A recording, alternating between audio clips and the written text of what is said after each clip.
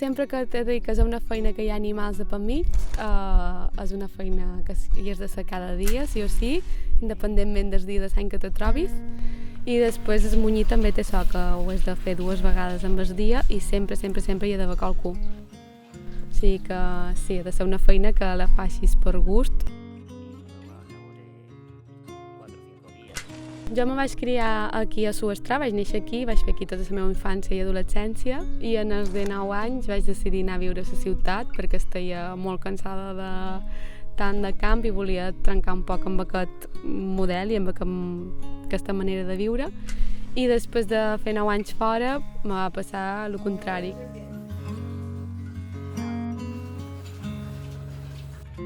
I ara, amb el meu germà, podria dir que som els dos que hem agafat el relleu de la finca dels meus pares.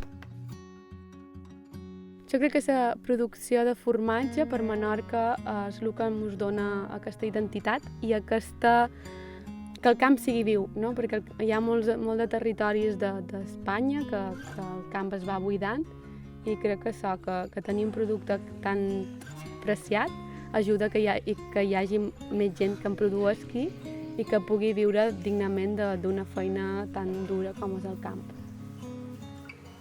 El formatge de Maó Menorca, així en denominació d'origen, com el que feim nosaltres, jo crec que és un tret característic molt important de la gastronomia menorquina i és un formatge com molt rústic, molt artesà i amb un gust molt característic, amb aquesta saladura que també, molt fàcil de relacionar amb el que és l'illa de Menorca, amb la tramuntana, amb el gust aquest de sal de la mà.